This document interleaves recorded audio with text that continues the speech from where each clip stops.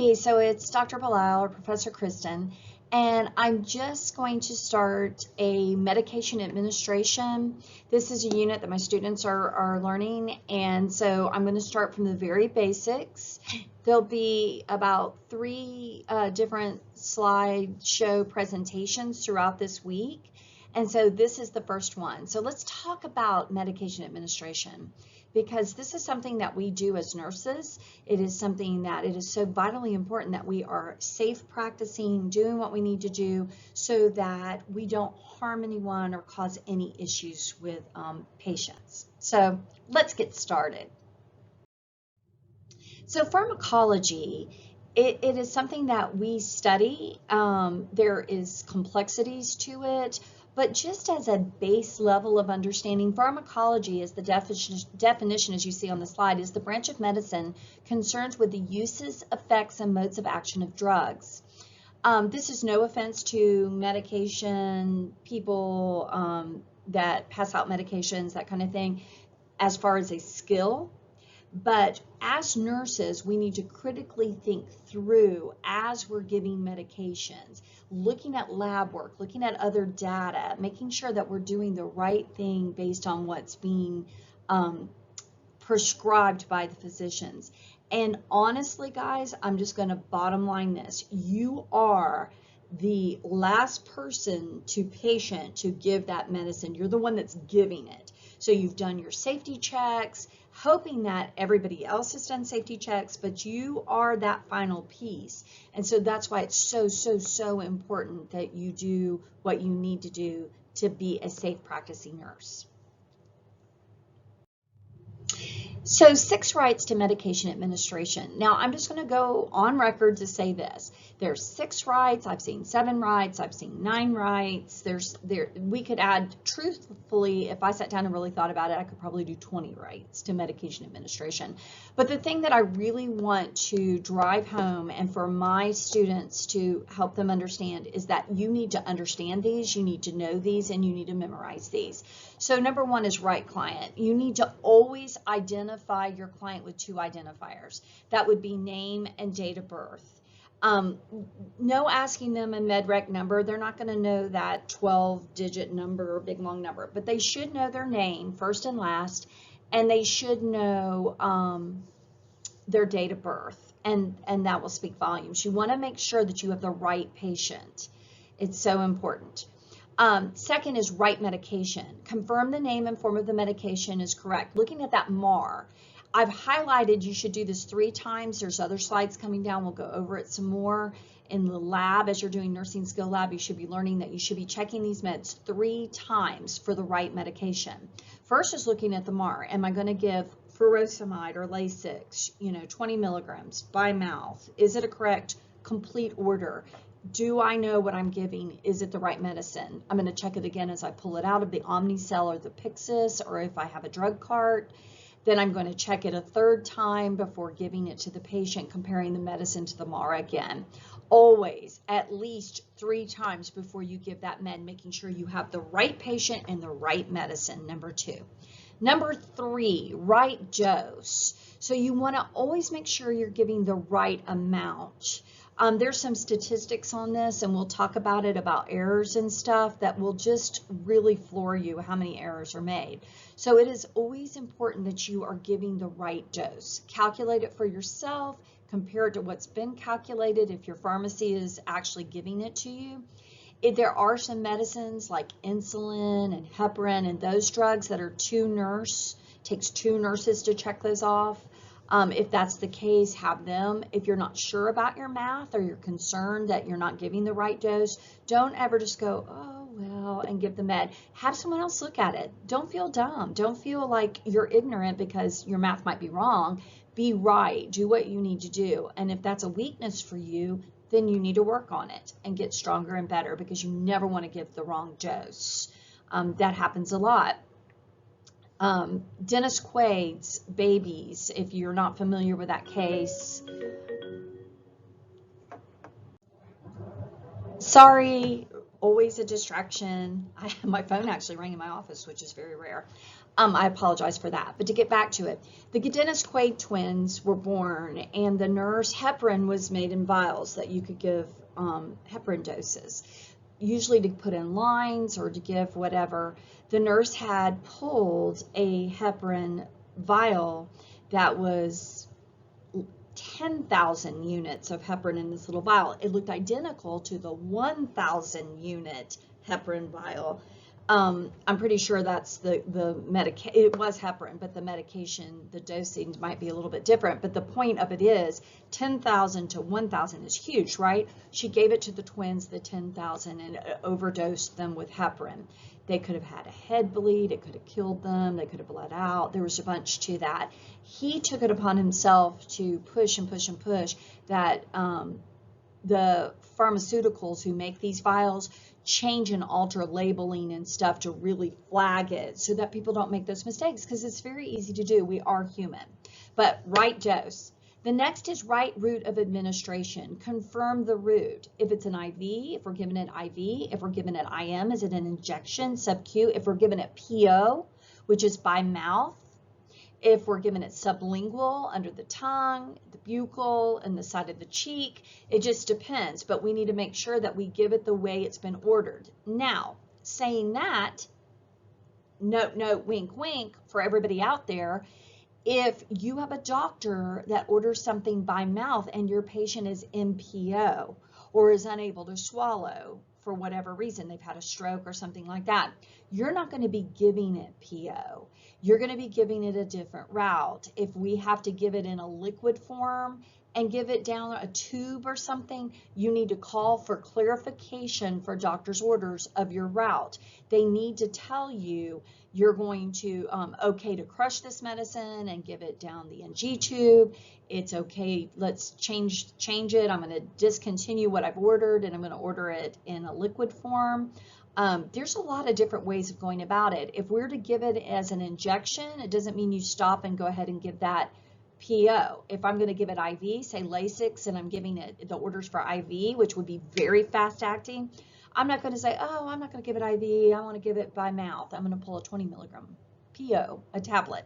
Whole different process of how medication breaks down and works in the body. So make sure you have the right route. And if there's a question about it, you need to question the order, call the physician, and get clarification. The other thing you need to do is also you can call your pharmacy and ask them if you have questions about that. Right time of delivery. Am I giving it at the right time? If they're to get a 10 o'clock dose of antibiotic and I decide, oh, they can't do it, they don't want it, I'm going to give it to them at 2 o'clock in the afternoon. That is not the way it works. You are to give it at the right time. If it's an 8 p.m. dose, it's not an 8 a.m. dose, folks. So make sure you have the right time. So right client, right medication, right dose, right route, right delivery, right time, and then right documentation. If you don't document it, you haven't done it as a nurse. And we need to always remember that.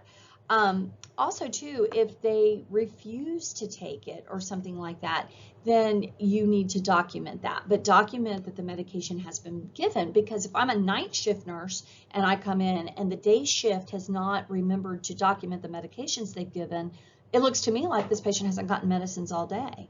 And that's a big concern. I'd be calling the doctor. I'd be having to get things rescheduled, different time frames, and giving medicines that are much needed. So we can end up causing a lot of harm if we don't document correctly.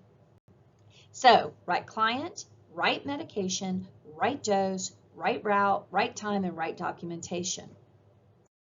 So I did it kind of a little easier because that's a lot of reading with a lot of words. I'm one of these, I'm a picture book kind of person. So I like it simple and simple. Right drug, right dose, right time, right route, right patient, right documentation. Those are the 6 that I always want to hear. And also some of the current practice standards suggest these additional rights, which is right reason or indication. Why are we giving it? Is it indicate for this patient?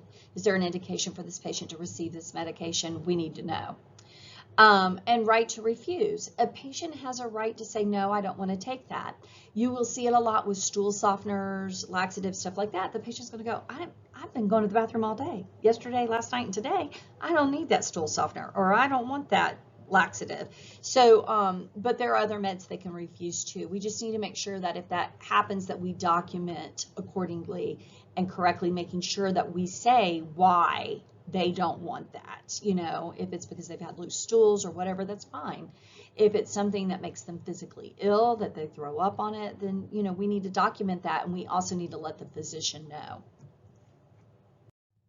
So 6 rights of medication administration, you must know them. Memorize them. They need to be just automatic. When you go to give medications, you need to remember those rights, and you need to do that every time. If you do this every time, you should not make a med error. But there's a lot of med errors made, which makes you wonder. And at this point in the game, we need to be very careful in what we do. One, we never want to harm a patient or hurt someone. But also, too, we have that whole case in Vanderbilt, wasn't it Vanderbilt, that the nurse actually, the patient expired and the medication that was given was incorrect. Now, she was in the process of dying, but there were a whole lot of issues that came with that situation. One, the Omnicell, or their medication distribution device, was not programmed well. They were having issues with it. She was unable to get meds correctly up under the patient's name. She was having to override to pull out medicines, which can cause a lot of safety issues by overriding. The other thing with that is the system that they set up, they asked only for 2, or I think it was 2 only. It could have been 3, but still it needed to be more of letters of spelling out the drug. So if you put 2 letters into something, you can pull a ton of meds. She saw it, grabbed it, and it was incorrect. So there was issue there. You want to make sure always you're doing these 6 rights. Know them. For my students, you better know them by heart. You need to say them in lab when we're doing it. You need to say it in clinical when you're going to pass medications, and you most likely will see these on a test somehow or another. And I went ahead and put it there. You'll be asked to state these rights in the lab. You will be asked to state these rights in clinical. Must know. Now, one of the things I want you to do is critically think, and that's where this starts to happen. And we're in nursing school. We're just getting started for my students, and it's starting to poke and dig a little to start to really think about what you're doing. Critical thinking is vital. So here are a few others, and I wanted to add them in. I've highlighted some things in there. Right to refuse. The client has the right to refuse the medication, but always make sure you document the why. Because if you just say in your note, patient refused medications, it sounds like they're trying not to either participate in what's going on, or they're being not a good patient. Compliancy is an issue with them. If that's the case, we need to know that. But lots of times patients are refusing a medication for many reasons. So if you're not sure the reason that they refuse, ask. You need to say, why do you not want to take your medicines? Dig in there and find out what's going on, because the patient will tell you. If the patient can't, the family will tell you. And so my father, who had a massive stroke, he is passed now. When you asked him a question, he automatically said no. No, it didn't matter. But when she said, you know, hey, this is what needs to happen, he goes, okay. And he was good to do it. But what would happen is they go in and ask him, he'd say no, and they would write refused. And so he didn't get care, and he didn't get meds, and he didn't get things. So that's not kosher. It's not good. It's not what needs to happen. And so always ask why. Right assessment. Confirm the medication is appropriate for the client's condition. Here's a perfect example that deals with assessment. We're listening to that apical pulse for 1 full minute. We listen and we have a heart rate of 48. Digoxin or Lanoxin is a drug that you will learn with cardiac down the road, but we will see it in the clinical settings. It is a drug that causes the heart to contract harder, but by doing that, it lowers the rate. So if I have a heart rate of 48, do I want to give a drug that's going to make it even go lower? No. That is a situation where we would want to assess the patient accordingly and hold that drug, calling the physician and letting them know what's going on. Could be a possibility they're digitoxic. So there's different things you'll learn about drugs, but right now you need to understand that you need to look at data. We're going to look at lab work. We're going to look at our physical assessment. We're going to look at vital signs. We're going to look at all that stuff what our patient looks like. Our patient could be fine as far as all that's concerned when it comes to meds, but they're throwing up in the bed over and over again. You're not going to be able to put anything down their mouth, and you don't want to, because how do you know what gets absorbed? It's going to come right back up. So it's so vitally important, right assessment. It's a critical thinking, and you need to do it and start to think that way. Right education. Provide adequate education addressing what medication the client is taking, expected benefits and side effects. I put in this, have the patient or client verbalize or demonstrate understanding. One of the things that I think we really are weak in as a medical profession, not just nurses, but everybody in general, is the educating of people of what they're taking and why they're taking it and the side effects of what it can do. You know, we might say, oh, you need to take this with food, and go out the door, but forgetting to tell them that, you know, it's better to take your Lasix in the morning. Don't take it at night, because the Lasix is a diuretic, so you're going to have to go to the bathroom all the time. So don't take it at night, because then you'll be up all night going to the bathroom, causing yourself to fall or being disoriented or whatever. Pain medicines, you know, you need to take them while there's food. Make sure you take a stool softener. They're going to slow down the whole peristalsis of the gut, and when doing that, cause constipation. So if you're taking this pain medicine, make sure you take a stool softener. Even if you're going to the bathroom normal right now, go ahead and do it. Drink plenty of fluids, that kind of stuff. So right education is so important, and we need to make sure that when we do educate a patient or discuss something with a patient, we want to make sure that they verbalize or tell us back, you know. So if I'm ever teaching something or whatever, if I'm doing something, teaching them how to do something like give themselves an injection, I want them to demonstrate that back. So I want to see that they can do it. If it's just information, I'll have them verbalize back what I'm saying, you know. So tell me again, when are you going to take that med?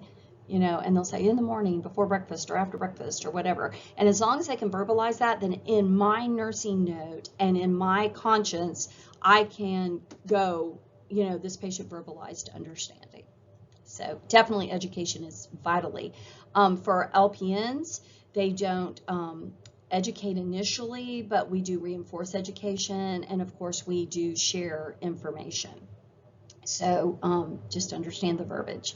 Right response. Anytime we give a medication, we want to know, did it do what it was supposed to do? And that is so important. Pain medicine is huge. We always come back within 30 minutes to an hour to reassess pain. If we have given something, or even if you have just repositioned and not used medications, we need to reassess that patient to see if they've been given relief from pain. So right response. If we're wanting a stool, we want them to stool, and we're giving them something, did they have a bowel movement for the day? We need to be looking at that. We need to know. I've gone into the hospital with students, and we start to look back, and there's been days that the patient hasn't had a bowel movement, and no one seemed to have addressed that, and it needs to be addressed. We're looking at the whole person, just remember that. So safety strategies for medication administration. Being safe is so important, and here's the breakdown. Check your medication 3 times prior to administration.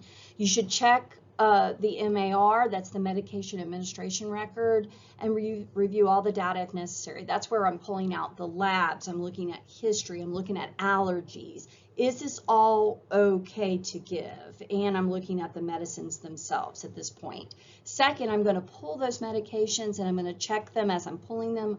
Lasix, 20 milligrams, looking at a MAR, or at least looking at, and then I'll go back to the MAR again. This is the time when I'm pulling out of the Omnicell. I look at the drug, look at the dose, and I look at that expiration date. It's a good time to look at it. Is it good? And I will tell you, it's something very interesting. With all of the things that go on, don't think that, like pharmacy, they're human too. They make mistakes. That's why we have checks and balances. So I know that one time we were looking at IV fluids. We were pulling bags of IV fluid out of an Omnicell, and literally all 10 bags that were in there were expired. So we need to be checking those expiration dates as we pull out of Omnicell. It's a good time to do it. Check one more time as opening to administer. My PowerPoint, you could tell I typed up at night. That would be before opening your drug. So you've pulled it, you're going to open your drug to administer. Before I do that, I'm going to check it one more time. Furosemide Lasix, 20 milligrams. Here it is in the MAR. Time is right, so I've looked. It's right patient, right dose, right drug, it's LASIK, right dose, right time, 8 in the morning, this is what I'm giving, I've done my 6 rights, and I'm good to now open it and put it in a container, cup, or whatever for the patient to take. The other thing you need to do is check allergies. And I tell this, I don't know how many times, but I'll tell it till I'm probably on my deathbed. You want to check the medication to the MAR looking at their allergies. So on the MAR, the Medication Administration record, there should be an allergy written somewhere on there if they have one, or no known allergies, NKA, or some of them will have NKDA, so no known drug allergies or no known allergies. Sometimes we'll see both depending if they have nothing. I'm allergic to pollen and stuff in the air when spring comes, but I don't have any drug allergies. So I always say no, not allergies, just your normal pollen stuff. But people need to know it. So if you're really snuffly during that time, that's why. So we want to make sure we check allergies. Also, when you're checking with the 2 identifiers before giving, when you say, hi, like for me, hi, I'm Kristen, I'm going to be your nurse, I'm going to give you your medicines. Could you please tell me your name and date of birth? And I'm looking at their ID band at that point. After they've told me that and I've confirmed it, I always ask the patient, are you allergic to anything? Can you tell me if you're allergic to anything? And I'm going to tell you, when I worked at bedside for all these years, I've been nursing for 30, I've had patients go, no, I'm not allergic to anything. No, I'm not allergic to anything. And then their loved one comes in at bedside and they'll go, yeah, you remember back 20 years ago, you were eating that shrimp cocktail at our kids' shower, and you had hives and your throat was closing up on you. You remember that? And so, yeah, they're allergic to shrimp. We need to know that. So iodine is an issue, which that affects many medications and different things that we do. So I ask it every time. I don't care if they tell me 50 times in the day. I'm going to ask them till I'm blue in my face and they're blue in their face. Their name, date of birth, and allergies. So important. Don't assume.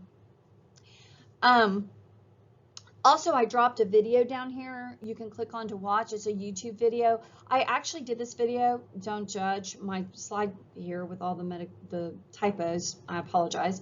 But when you watch this, goods and bads, I mean, I looked at it. It's got great information, though.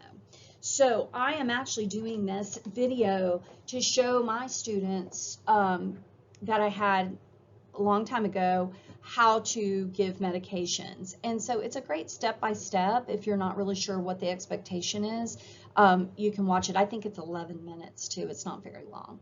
So I hope that will help you. So this is a great slide. This is a great little read for you, and I want you to look through it carefully. Read on to the left the principle, and then there's additional information that supports that principle.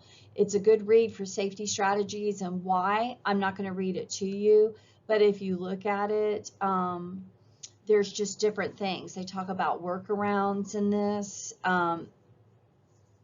Ensure your medication is not expired, because some things could be inactive in those drugs, so you're not getting the full potential of the drug. I'm the worst at home. I'll look at my expiration dates on over-the-counter stuff, and I mean, one time I had one that's like 15 years out that went to the trash. But yeah, it's very, very important, but it's a great read, so I really suggest it.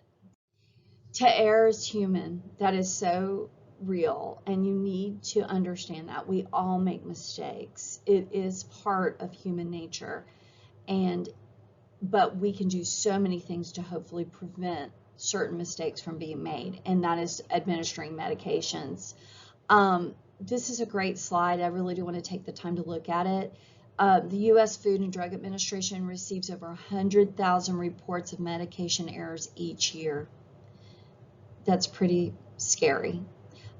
Their preventable errors were responsible for 7,000 to 9,000 deaths per year. That's how many people are dying due to an error of medication being given to them, where someone's made a mistake. 10% of the patients in every hospital will be a part of a medication error. Those numbers are just exorbitant, and we should be very concerned. And so we want to be really good at what we do. Don't be scared, because if you're so scared, you'll never get it done. But just learn the steps, do it faithfully, always diligent, checking your medicines before giving them to your patient. Approximately 530,000 injury incidents occur yearly in outpatient clinics due to medication errors. And I thought that was quite interesting. Really scary. Over 500,000. So it's just some kind of something to look at. You can actually click on the website down here. It is the FDA Drug Information Consumer, and it gives you a bunch more data if you're interested. But it is scary. I just pulled the things that I thought were really important to drive home how important it is that you give medication safely. So medication errors prevention, going on with this. Most medication errors occur as a breakdown in the medication usage system as opposed to being the fault of the individual. I'm not going to read these slides verbatim, but reporting of errors, reporting of potential errors, QSIN, we've talked about QSIN. This is safety for nurses. It's so important to go back and look at different things you can do in QSIN to help with quality and safety. Very important. So medication errors, talking about those. There's a lot of preventable things. That's why we do those rights. So 6 rights, if you can just do those and then add those little extras while you're looking for data and different things, we can prevent so many things from happening. This medication errors are the common cause of adverse health care outcomes, and that's kind of big verbiage, but to pretty much say these errors are causing more money for the system, harm to the patients, people not getting well because they're not getting what they need with medicine, delaying outcomes, just a lot. So a lot of things can really happen. And it also causes issue with family. When you're looking at the holistic piece, if your loved one has to stay in the hospital another week, then you're going to probably be not working for another week. You're going to be home taking care of them. So there's just so many things that go into play with this, and it's so vitally important that we don't make errors. Drugs commonly involved in severe medication errors: central nervous system drugs, anticoagulants.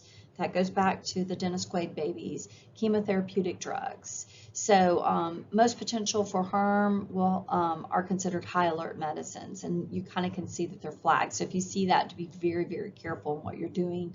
Make sure you're giving the right dose, right time. Make sure everything is what it should be. Now, one of the things is there's certain drugs you've got to learn. Digoxin is one, Lasix is one, Coumadin, warfarin, furosemide, all the Lenoxin. They're all there that you need to know. You're just going to know them. We give them beta blockers out there that we give all the time. Those drugs that we give all the time, you're just going to learn them.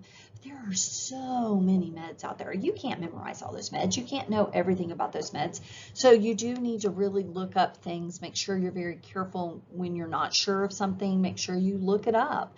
This day and age, we've got phone apps that we can just go to our phone, figure it out. We can look it up in a drug book if we have one. I always suggest to students to bring in a little bag to work, your notebook of stuff to remind you of stuff when you were in school, your drug book, those things, so you can always have a hands-on if needed. You can call the pharmacy, and a lot of healthcare systems have it on their computer systems where you can click on and pull up medicines.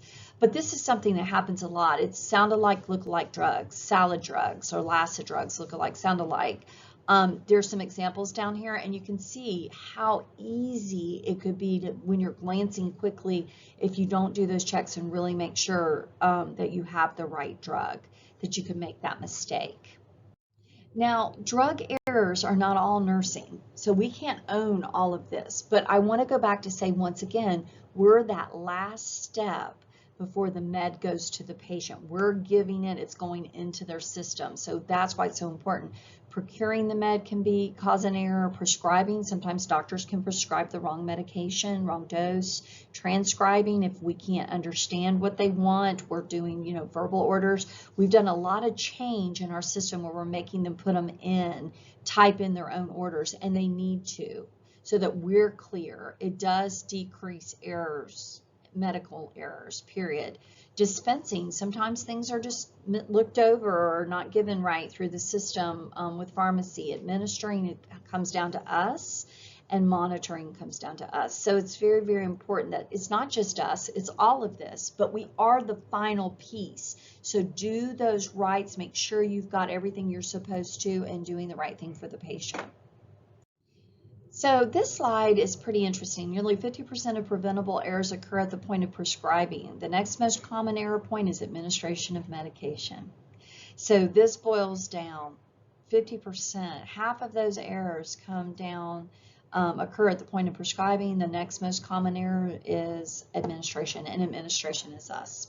So that is as clear as I can possibly be. We are the bottom line, and we have to do what's right.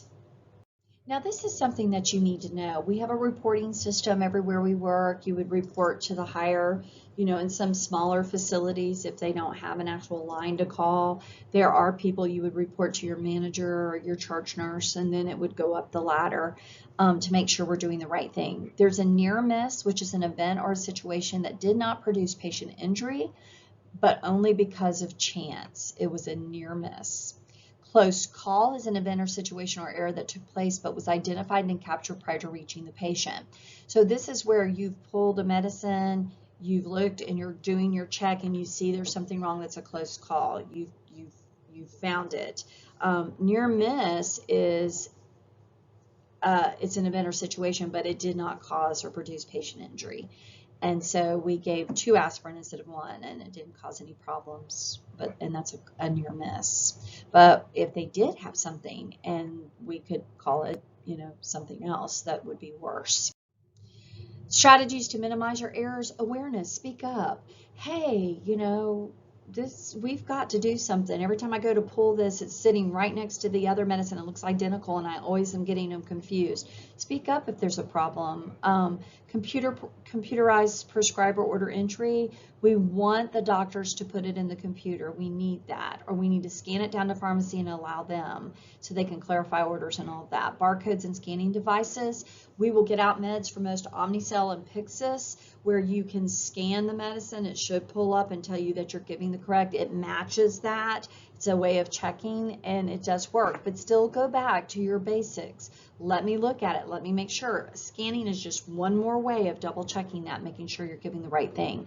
Automated dispensing machines, they can dispense, but if by chance there was a mistake that something was put in incorrectly, then it could be an issue. So you want to just make sure, but this has helped to minimize errors by being able to only get the medicine out of the box instead of having to dig through a big thing and pop out and do all this stuff. There's ways now that we're really trying.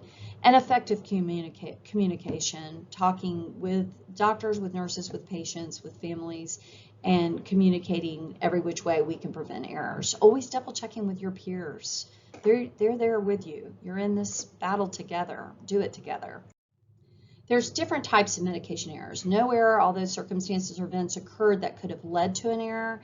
This is where you accidentally pulled the wrong one and then it just didn't happen. Medication error that causes no harm. You gave it, but gave a stool softener and they weren't supposed to get it. Okay, and no harm was done to the patient.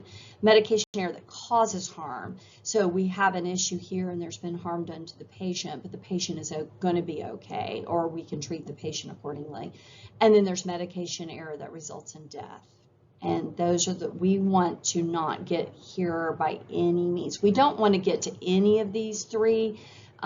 Just up here is the best, so the system's working, but we definitely don't want to cause harm or death.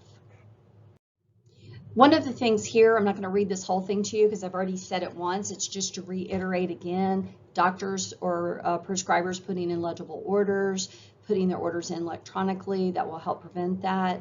There's different checks and balances. That's why you should always use your IV pumps accordingly and program them so that it is telling the pharmacy, reading down to the pharmacy, you're giving this antibiotic at this time, and this is how fast you're giving it. This is an interesting one, though, I do want to point out. Within the past 3 to 5 years, your resources. Make sure you're not using a book from 1986.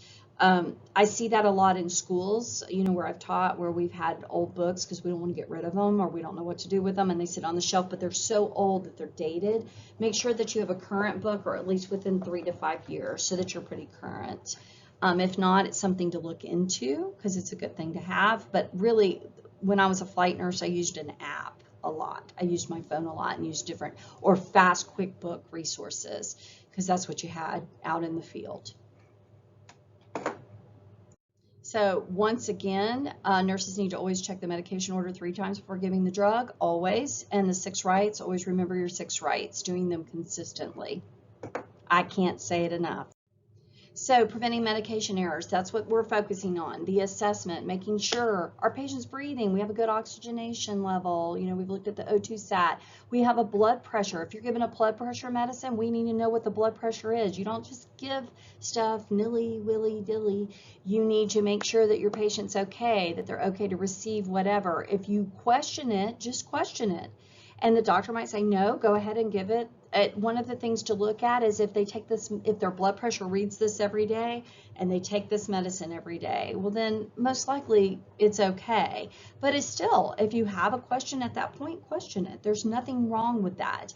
Make a note that you questioned it and that the physician gave you no further orders, however you want to go. But always do what's best for the patient. Think about yourself being safe practicing and that your patient is receiving safe care, and that's what we want.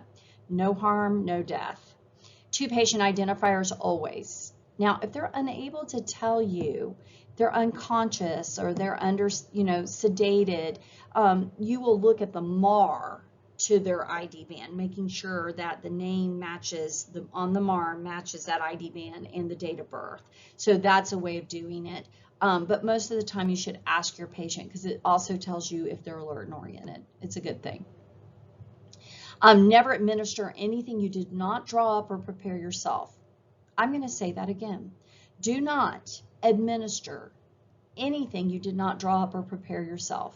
Don't allow someone to go, oh, here's some heparin. Would you go ahead and give that in room 216? And then come to find out it wasn't heparin or it was an incorrect dose of heparin. You are liable for that, and do not. It's not being mean or being harsh to people. It's called being safe.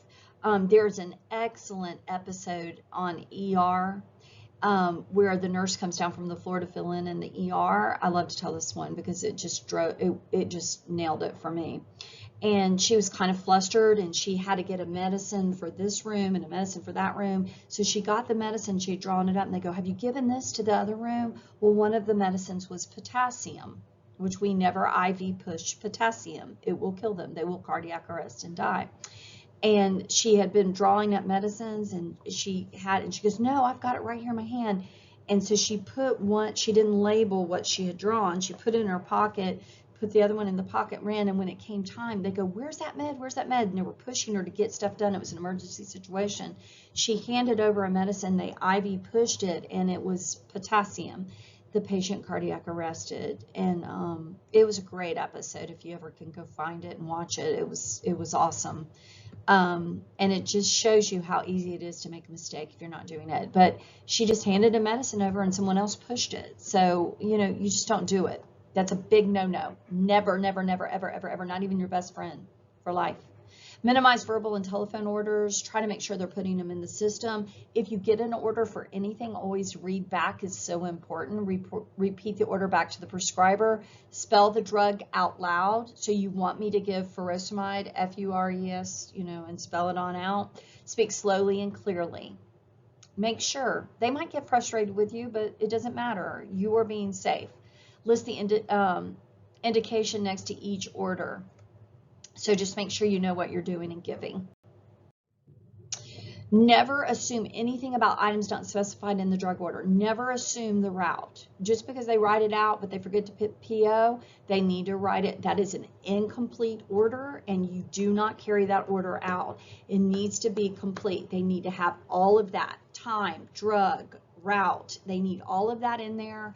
Amount, dose, all that needs to be there. If it's not there, don't assume. Don't assume. Just because Dr. Smith's always given this. I've heard her say that in offices. Dr. Smith always gives this. I know what he wants. That's what he's going to be. No, Dr. Smith needs to write it correctly or put it in for you or verbally tell you once again, and maybe he'll do it correctly the next time. But do not accept that. Do not hesitate to question a medication order for any reason when in doubt. When in doubt, question it. I've got many error over the years in ICUs, ERs. We're human. It happens. You question it and they might explain it. And guess what? When they explain why you're doing it or whatever, it might teach you something more. It makes you smarter. It makes you better. And so, or it might be like, oh, crud, I didn't need to do that. Let me fix that. So you've saved them, it's saved you, saved the patient. It's all good. Win, win, win.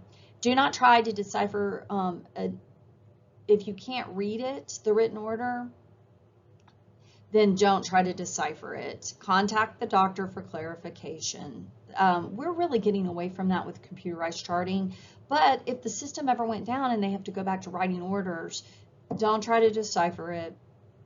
Have them tell you specifically if you can't read it. Do not use unapproved abbreviation or acronyms. We do that. I'm old school. I'm still using some of the old abbreviations. I have to correct myself. So just make sure you be very careful, because it's very easy to read something and think it's daily, and it's not. It's every other day. You know, we're writing out more than we used to when we used to do a lot of abbreviations. So just be very careful with that. And there is a list provided in most books in your nursing. Look into your Nursing 101 or Beginning Nursing, and you'll find all of those, or in a lab book. So the other thing is take time to learn special administration techniques for certain dosage forms. So if there's something specific and you're not really sure how to give it or what's being asked, then you need to take the time to learn it. It's not something to go, well, I'm just going to give it this way because this is what I think, or I'm not going to give it because I don't know how to. I've seen that, and I'm like, really?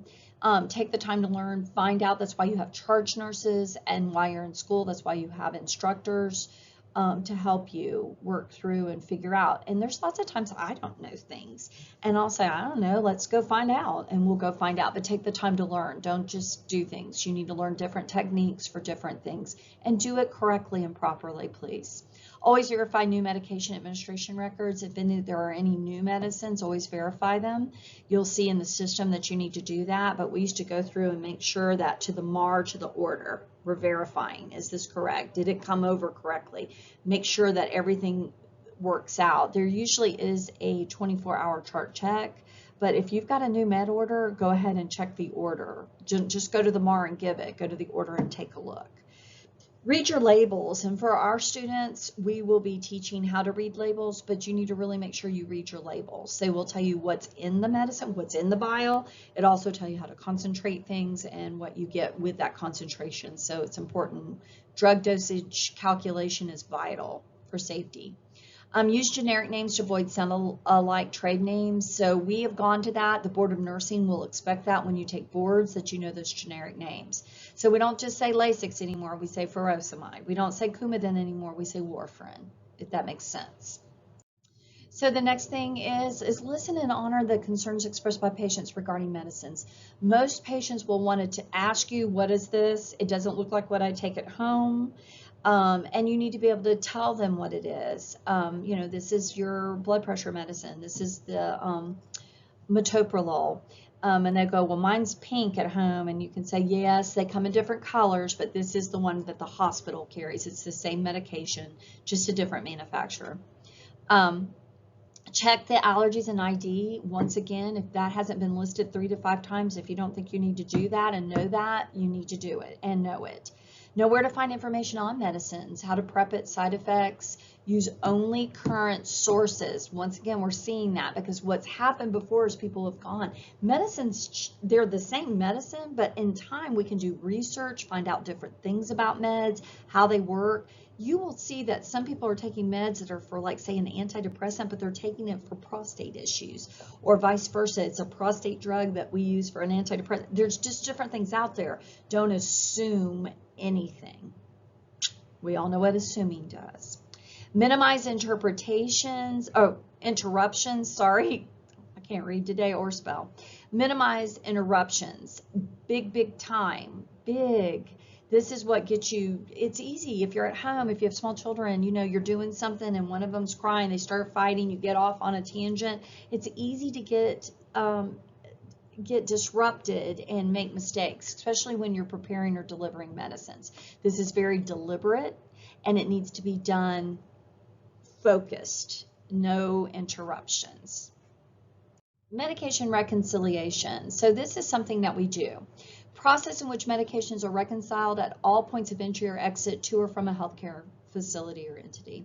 So we are going to reconcile all the time if they're coming or going. We reconcile when they come in, we take a look at their meds, and then when they're leaving, we want to make sure that we reconcile. Patients provide a list of all medications that are currently taking, including herbals and over-the-counter drugs. This is down here in parentheses, herbals and over-the-counter drugs, and I'm going to tell you something, they're huge nowadays. They're huge. I'm a person that takes a lot of vitamins and a lot of herbs and stuff. I believe in it. I like it. But you know, I need to make sure because they can interrupt with anticoagulants, with stomach medications, different things. So we need to know everything. If they take ibuprofen, you know, 800 milligrams twice a day, every day for the past 20 years, we need to know that. That's an over-the-counter drug, but there are a lot of things that can go on with coagulation with this and different things. So it's so important that we include that. So when we're getting a good patient medical history and asking about medications, we need to know, do they take herbs, anything over the counter, and then also too to include in this, and I'm just going to add it, it's not here typed, but also to ask about any illegal or illicit drugs, because if they're smoking marijuana every day or taking a gummy every night to go to sleep, we need to know that. We don't need them taking a gummy and then taking sleeping medications and antidepressants and things like that. There can be a lot of harm done. So very, very important. Prescriber then assesses the medications and decides if they're to be continued upon the hospital. A patient might be taking Lasix every day at home, and they come into the hospital, and the doctor, they have a low potassium, and they're dry. They need volume. The doctor will probably say no Lasix for a while. We're going to hold it. Time out on the Lasix. So by doing that, we need to understand to be able to tell the patient or the client, they're not going to take everything and the reason why. So if you don't know, ask, but there's reasons behind it. Sometimes doctors will forget to add in medicine, and we need to make sure that we tell them that. So medication reconciliation, once again, upon admission, if there's a status change, if they come from the floor to the ICU or ICU back to the floor, from critical to stable or stable to critical, we need to look and do a medication reconciliation at that point. Patient transfer within or between facilities or provider teams. If the cardiologist has been following them and they get admitted because they've got pneumonia and now we've got hospitalists involved, we need a medication reconciliation with the hospitalist based on what the cardiologist had been giving the patient at that point. Changing that. Or if we go from a smaller hospital to a larger or a larger hospital to a smaller, once again, we need to take a look. And then discharge, and this is big, and on the last slide I didn't talk about it, but we need to always be talking to them about what they're going to take once they get home. My mom is one about this, is that she doesn't get rid of anything, and so on her little table, every medication ever been prescribed to her is every pill bottle. Well, she's only taken 3 of the 20, which is an easy way to make mistakes, especially when you're older. It's hard to read, so this can be a big issue and problem. So we need to talk to the client or the patient and let them update their medication list, make sure they're taking the correct medicine, and when they go to see their doctor for a follow-up or anything, to take it, or if they're going to a specialist, to take the list. It's so important. And here are a couple references of the slides that you've received. So I hope that this lecture helps. We talked about medication safety, errors, and reconciliation. Safe administering medications, please.